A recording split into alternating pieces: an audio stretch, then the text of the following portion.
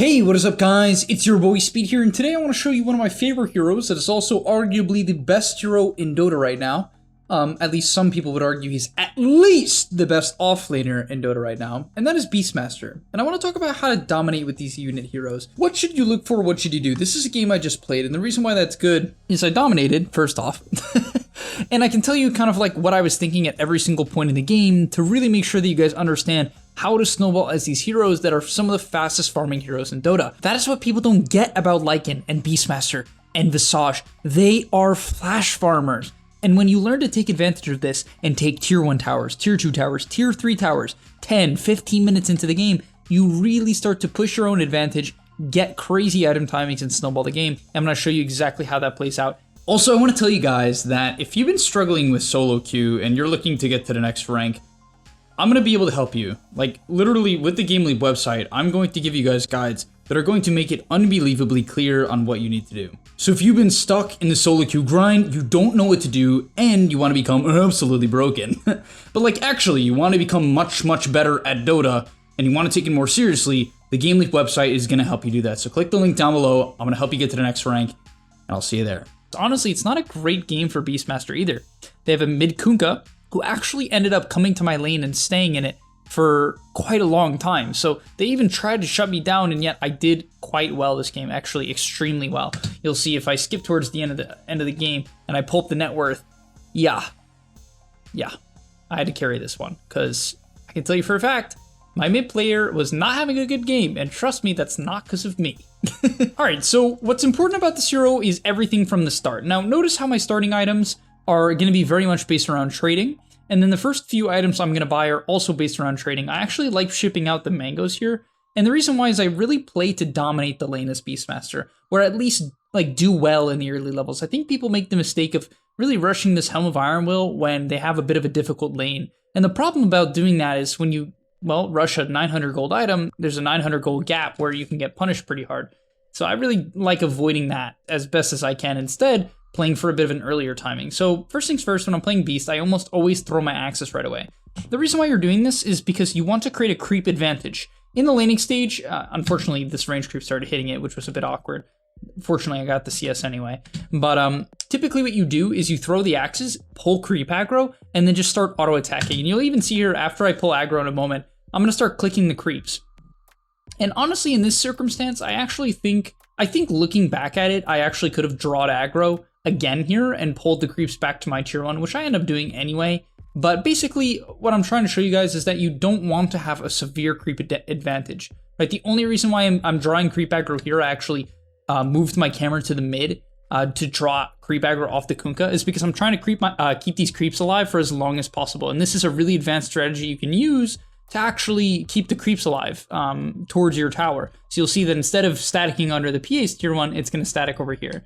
Now, once again, I'm throwing my axes very early. Unfortunately, the range creep keeps getting aggroed, which usually doesn't happen. So it's kind of dying in a weird way that could get denied, but you'll see over and over again, I'm going to build up these axes and just kind of keep the lane pushing in. And so when they end up trying to trade here, I don't know why this guy decides to trade, but I can guarantee you, if this, what is this guy's rank? If this rank 160 player is going to make the mistake of trading into a full creep wave, rank, 2 and 3 MMR players are going to do the same thing.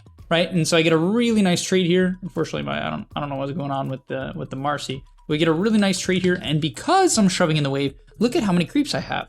It's really easy, and I mean incredibly easy, for me to play this creep wave because I have so many creeps, and that comes as a result of me spamming axes, right? 2 wild axes on the creep wave, drawing creep aggro, and most importantly, auto attacking quite a lot. That is what this causes. Now, you might see that I don't take Inner Beast here. While it is a really strong timing and it's better than Boar, level 1 Boar, the only downside of it is it shoves the wave because it works on the creeps constantly. So if you don't want to be always shoving the wave, which you don't necessarily want to do as the lane progresses, because early on you want to keep the creeps in, right? And the reason why is because people aren't as strong. But when people get a lot of regen and armor and levels, then the creeps hitting them is less important. It's still important, but less important. And so it's often more about keeping the lane back as the lane progresses. And so for instance here, because I don't have Inner Beast, this creep wave is going to stay back for significantly longer. And I really do mean significantly longer. And it's going to allow me to kind of CS and lane from an area that's very comfortable and safe. And as a result, my CS is incredibly good, right? I'm 16-4 against PA, who's arguably a counter. It's really not a counter lane if you skill Axis. It's just not. But even in this clip here, right, you're going to notice I'm going to trade with the Axis, and take a look how favorable this trade is. Really, and the main thing here is that people don't understand Beastmaster Axis. When you hit the enemy with the Axis, it amps every damage source you have by 8%, right? So currently, this PA is taking, I actually don't know why it says 2. I don't know if that means it's 16%. I actually don't understand it. Maybe it is 16%. Someone could tell me in the comments. I know it's at least 8%. It doesn't really matter. Basically, it makes you do more damage. That's all you need to understand. And so it stacks though. So if you hit them with 2 sets, right, because you can see there's a duration, and I think it lasts for 12 seconds. For some stupid reason, it doesn't say it on the item description or the ability description. It's an 8-second cooldown. I think the stack lasts for like 12, so you have a 4-second gap to keep it going, and it's really important to keep it going. You'll see here, the Axes destroy the Zeus here, and this PA, who is trading from full HP, gets chunked from my auto attack. Look at how much damage that auto attack did, and that's because of the Axis buildup having 4 stacks of the damage amp there. It was super notable. And that's also the reason why spamming the Axis is so strong, because it basically just enables you to hardcore pressure your opponent, and if they ever commit and you have these stacks build up, you just completely destroy them. Now after that, in terms of items, I went for a Bassi and a Wand. Pretty obvious why I'd rush a Wand in this lane, when typically I wouldn't do that. It's because I'm against the Zeus PA lane, 2 of the most skill-dependent heroes in Dota, right? And so it's particularly logical to buy a Wand. Now the Bassi is pretty obvious. It's going to build into the Helm of the Overlord later on, and then it's just a lot of mana regen, because you're maxing Wild Axis, which we'll get into in a moment here. But you're maxing Wild Axis, so you need the mana, right? Even though it's a relatively low mana cost ability, you're spamming it, right? So you need it quite often. And as long as you have Stick and Bassi, which you should be buying almost every single lane, as long as you have this, you're going to be able to just do extremely well, right? You're going to be able to put a lot of pressure on the enemy. And you can see at this point, I actually clicked on PA's items. I saw she had no stick, which is a mistake. She absolutely should have a stick. But she has no stick, no Ring of Health. This PA went a stupid build, I'm not gonna lie. I don't know why she greeted so hard. I guess she thought she could like all in on me, but at this point I have 20 wand charges and a Helm of Iron Will. She can't do anything to me. I use my wand charges per mana, but she can't do anything to me. And now I'm just gonna keep the lane back, and yeah, we end up killing her again as we run her down in a moment from now. And yeah, it just, you can see how powerful this build gets. Even the Zeus's HP as the lane progresses. Take a look at this Zeus. He's full HP here. From 1 set of axes and the 2 boars that are currently hitting him, he just instantly loses half his health. And keep in mind, he even has raindrops. So it goes to show how powerful this actually can become. And really the nice thing about the axe build is its wave shove capability in comparison to the boar inner beast build, I would argue is quite a bit better. Mainly because, especially as the game progresses and you're gonna start farming camps, you can actually throw the axes on 2 camps at the same time, or a wave in a camp. And that's really nice as well. But at this point, now I hit a really early level 6. Because of this, I am very, very strong. We're able to get an extremely early tower, even with no points in Inner Beast. You can still take the tower, no problem. So you don't really need to take the Inner Beast. And the reason why I kind of like not taking Inner Beast is it also allows you to have 2 points in the boar, and that's crucial because boar is a 50% increase in health from level 1 to 2, nearly a doubling in damage and a doubling in slow. And so it's a really nice scaling ability. But even here, you'll see I get a really early Helm Dom. Considering I have a Bastion Wand, my net worth is extremely high, right? Wow, their Enigma was more farm than me. That's crazy. Their offlaner also is 3-0 this game. So you can see, I'm not showing you a game. I know a lot of you guys sometimes think, speed, this doesn't work. You're showing me a stomp. This game is the opposite of stomp. My lanes got crushed, right? Before I could even potentially even help them, even though I'm not gonna go help them. Even before I could potentially help them, there's nothing I can do. But my gameplay is gonna be so effective that it doesn't matter. So for the most part, you want to stay in your lane, really. It's just play as a flash farmer, especially early on into the game. You should be playing for your later timings. You want to hit level 11, 12, 13 on Beastmaster. That is when your hero becomes like a complete menace to the game. Even though I'm pretty strong right now, for instance here, we go on the Kunkka. I thought we'd be able to kill him here. Unfortunately, the Monkey King was really in a really nice position, and so he counter-ganked, so Kunkka barely lived as a result of the Monkey King. So it was a nice play from Monkey. I'll give him some credit there. But either way, you can see how much damage we do. Even we almost killed a Kunkka, which is a very, very tanky hero. Now, as the game progresses, you're going to see I'm going to take the value point in Inner Beast. I took it at level 8. Right, then I'm going to go back and max the boars. And basically at this point, with the Bassi and the occasional clarity, you have enough mana to spam out the jungle. And yeah, I'm just going to ignore this Kunkka as much as I can. Unfortunately, his existence basically forces me to have to do some weird stuff. Now, typically I would like to take the top tier 1 tower and then farm the nearby camps until I have my helm. But this game, once again, it's a bit of a tough game. I'm getting kicked out by Kunkka. My Luna's taking my lane, so I have to adjust a little bit, and that's okay. So I adjust. I'm going to shift over, and I'm going to look to take a bit of a mid fight. Nothing really comes out of this fight. I think I kill the Zeus and then attempt to roar to get out. Do I die here? Oh yeah, I do. From there, the game was getting really, really awkward. And honestly, I think it's very important to note that when your board is down and you're close to this helm timing, the best thing you can do is dodge the fights. The reason why Beastmaster's win rate is very high in like Dota 2 Pro Tracker, where it tracks the, the pros, the hero's win rate is nearly 56%. However, on Dota Buff, that's not even remotely the case. And so why is this? It's because people don't understand how to create pressure without fighting. For instance, here, I had TP'd bottom, which is, a bit risky considering it's such a defensive part on the map. But even here, right, if fight's breaking out, I don't even consider going because it's too far away, right? I can't TP in and bring my units, and so I'm not gonna bother doing that. Instead, I'm gonna pressure the mid tier 1 a little bit. Then after that, I'm gonna look to get an ancient creep. So I get an ancient creep. I get run at here a little bit. This was, a bit unfortunate. But even then, like, because even though this kind of ends up going kind of meh, at the end of the day, you can see the importance of this play, right? Look how good Beastmaster is when he gets isolated. When you find heroes that are kind of just in the jungle, you just get stuff done. I mean, this was huge. I got nearly 1,000 gold for killing Enigma. Only if I got the XP, it would have been massive. On top of that, I think I messed up and I didn't use this. Oh, what a mistake. It's actually such a high damage nuke, so bit of a mistake on my part there. I forgot to use the Ancient Creep's active ability. Otherwise, I probably would have killed Zeus too. And so you can see how good this hero is when he's in these isolated positions.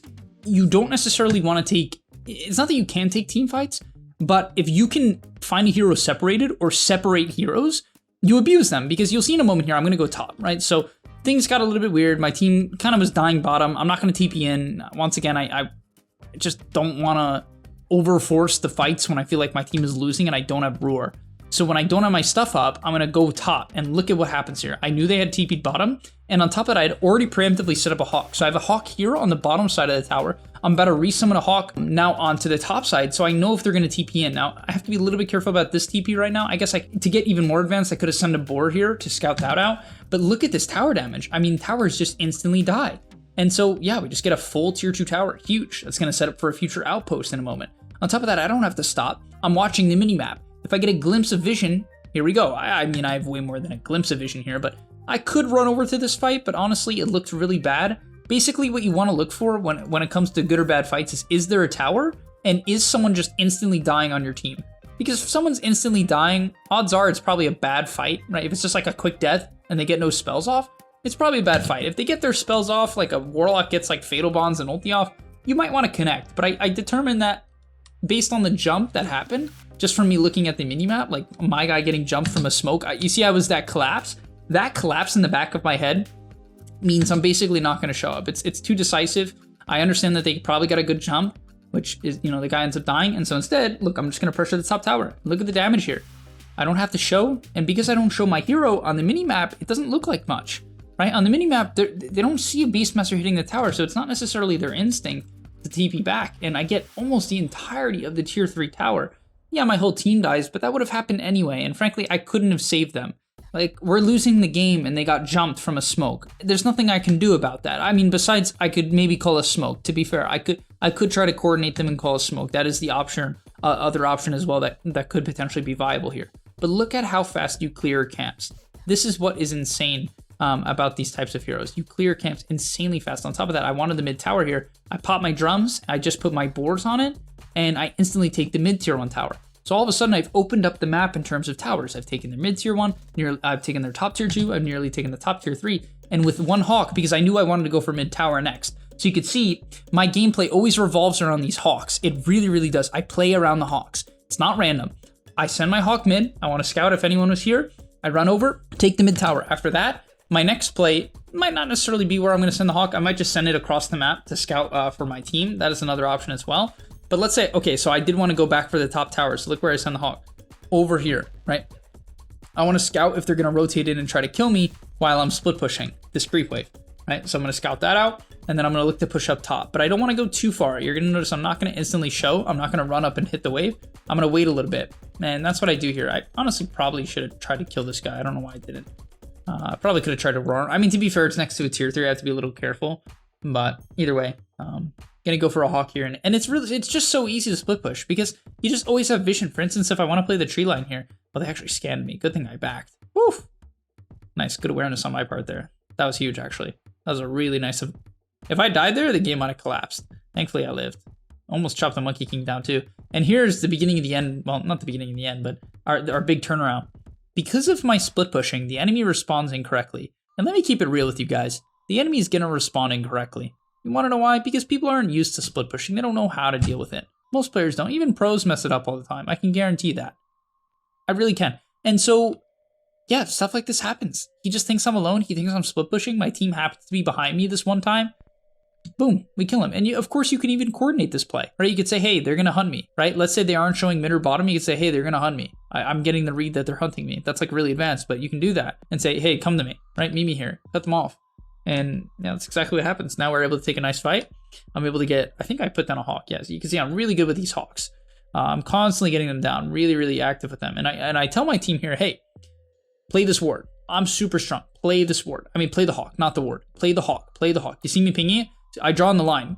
So you know I'm not lying, right? I'm like, come here. Please come here. Play it. I want to see if they separate. I want to see if they get over anxious or, greedy. And that's exactly what happens. This Enigma, who was really farming, gets greedy, sets up for the Marcy jump, and a simple fight. Get a roar onto the Kunkka, didn't overcommit on Enigma, decided he was already dead. We get the roar onto the Kunkka, and then this is where this is honestly the beastmaster effect. It really is. Just everyone hits for a stupid amount of damage. Because when you pop drums, they have Inner Beast and they have Vlad's aura. Everyone hits for just way harder than they usually would, right? Way harder than they usually would. And yeah, that's kind of what happens here. The Luna's just hitting for a very significant amount of damage with way higher attack speed than she usually would.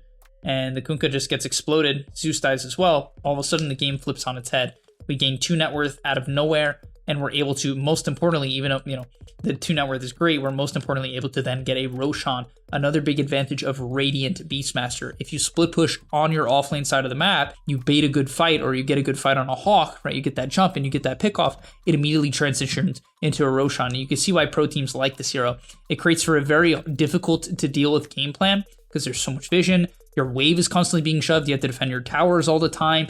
And he's so good at taking these objectives, whether or not it's a tower, but most importantly, especially on Radiant, Roshan. And yeah, it turns into a Roshan, a game that we're 6k behind. Minute later, even though my Void Spirit's still feeding, we're only 3k behind. I didn't even know we were behind at this point in the game. I didn't even care. This was funny though. I don't know what this guy's doing. He forgot. I guess he forgot about Hawks. You get a little solo kill. You just solo kill people easily if you get farmed on this hero. It's so easy to solo kill people, except for high armor heroes or like Vanguard heroes. It's a bit more tough. But you can see even in between here, I'm going to farm these camps, right? I'm going to have very little wasted time. However, I won't farm these camps if I think I'm being hunted. Then I'll just hide in trees. You'll notice I'm never really going to back. If you ever have to back and like farm triangle, it's pretty garbage. You should almost always be trying to send your creeps out into the lanes and getting the lanes in and forcing people to show. Like, you see where the Monkey King is? Who is he threatening on my team when he's showing there? No one, right? And so I'm really just kind of enabling my team to farm and get off a clean smoke as well. I don't really know why I'm farming jungle here. This is probably just a grief. I guess I felt like I was close to BKB, but I probably should have been doing this. Yeah, I think I kind of doubled down on the concept that I wanted to split push and get waves in and get my BKB. I will admit this is a bit greedy, but it's not necessarily bad. I mean, you can even look at the net worth of the game. We're going up in net worth just because of how efficient I'm being.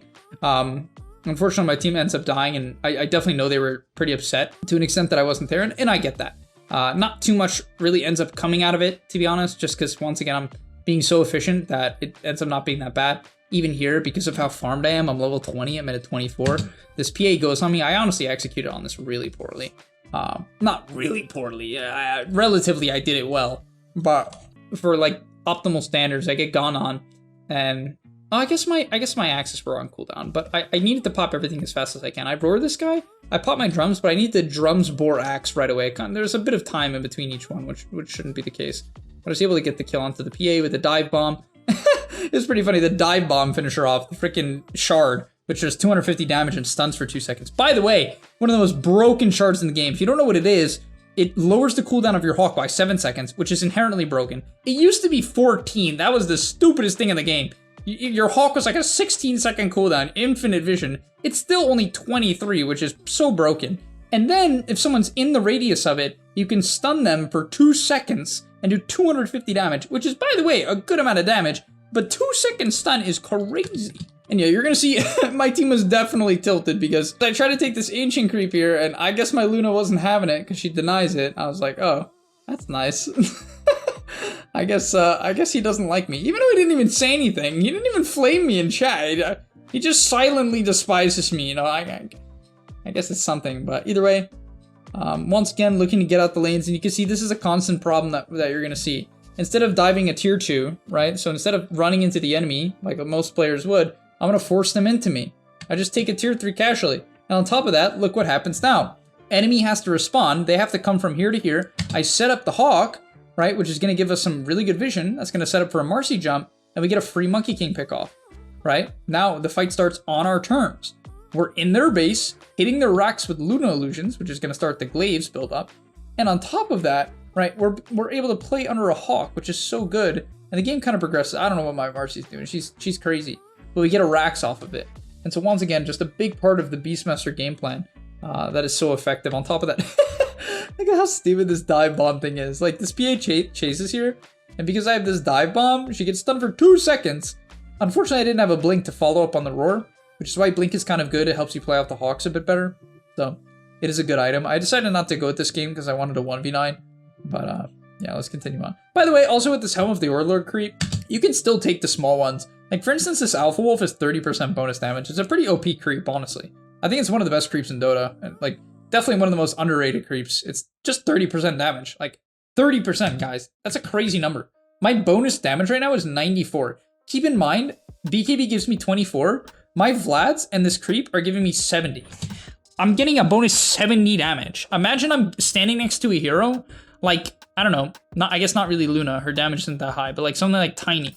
How OP this Alpha Wolf plus Vlad's combo is. Also briefly, I want to show you guys an example of why you don't always have to buy Blink Dagger, and why if you're snowballing, these item builds that don't revolve around just like hardcore blinking in are really good, right? So I kind of see my job less of the initiator of this game because I have a Void Spirit and a Marcy, and more as the guy who can just be extremely tanky and provide auras. And so I end up getting jumped here. It's a really clean jump from the enemy, but I was barely able to get off my BKB. Bit of a mistake from the enemy, unfortunately. And on top of that, my Dawnbreaker was able to ulti here, super heal me with her Ags, Holy Locket, and on top of that, give me evasion. So I was able to barely live, partially because of my items, and, well, largely because of my items. I have a Plate Mail and a BKB, so I'm extremely tanky relative to your average Beastmaster, and a really nice Dawnbreaker ulti. Ends up being the difference here, because I'm able to get off my roar, buying so much time for the PA. I have no idea why I got tossed out there. Buying so much time for my PA. On top of that, I'm able to, you know, drop a dive bomb onto her, which is going to follow. I'll show you the effect of that. It's going to stun her for 2 seconds. That stun nearly sets up for enough onto the PA. Just barely gets out. I think she ends up dying anyway. Does she? Did she get out? What did she die to? What the heck? What did she die to? She died to Glaives. That's crazy. But yeah, we're able to end up living in this fight. And funny enough, we're only still 1k ahead. We had to put in an absolute, you know, shift, as my friends say. And we're still only 1k ahead, even though, by the way, keep in mind, we're 11 kills behind and we're winning the game, which goes to show how effective this is. By the way, imagine we won our lanes, right? I mean, I won my lane, but imagine my teammates did well as well. This game would just be a wash, right? It would be impossible for them to play. And that really is the reality of Beastmaster games when you get ahead and you win your lanes. It's like so impossible to play against. But as you'll see here, just so much damage. Like, this guy evaporates. This is an AC Kunkka, by the way, guys. This is, you might be like, oh, his armor is low. He's 32. My man disappears.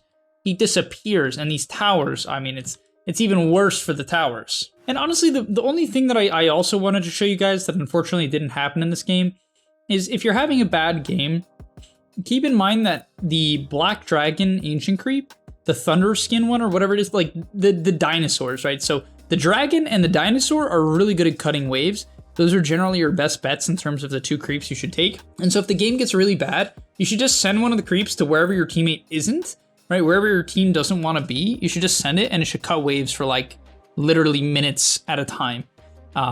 And you can just delay games like crazy. It's insane how much you can delay games. And so yeah, thank you guys so much for watching. Hopefully you enjoyed this little video, and I'll see you in the next one. Peace. And that's all, but remember, before you leave, come on, before you tune out, subscribe to the GameLeap website, where we are going to help you get to the next rank. If you're stuck, click the link down below, and I'm out. Peace.